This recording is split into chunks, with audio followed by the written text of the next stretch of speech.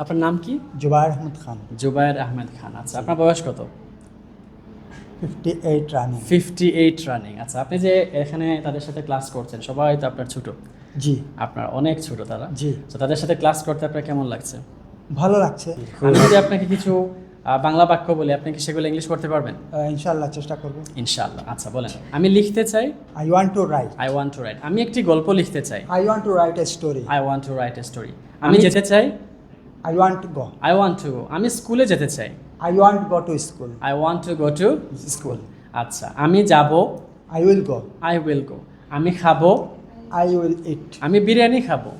I will eat biryani. তুমি কি বিরিয়ানি খাবে? Will you eat biryani? তুমি কিভাবে বিরিয়ানি খাবে? How you will eat biryani? How will you eat eat biryani? Biryani. এটা জিনিস সবাই খেয়াল রাখবেন যে যদি আপনার কোনো কঠিন বাক্য বুঝতে সমস্যা হয়, লিভ ইট, ছেড়ে দেন। আমাদের ইংলিশে 80% বাক্য সহজ।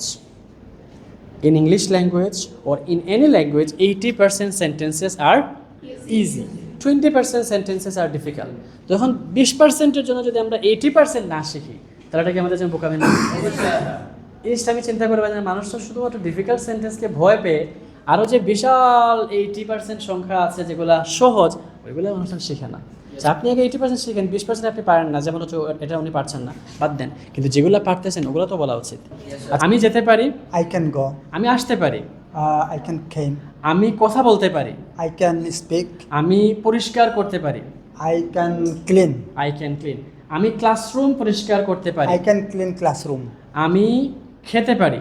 I can eat. আমি কথা বলতে পারি। I can speak. আমি ক্লায়েন্টের সাথে কথা বলতে পারি।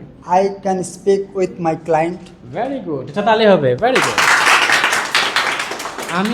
আমি ক্লায়েন্টের সাথে কমিউনিকেট করতে পারি। I can communicate with my client. With my client. আমি আগামীকাল ঢাকা যাব। I will go Dhaka tomorrow. I will go to Dhaka Tomorrow. আমি আগামীকাল বাস দিয়ে ঢাকা যাব। I will go to Dhaka by bus tomorrow. Tomorrow. Very good. আমি আজকে ক্লাসে এসেছি। I have come to class today. Today.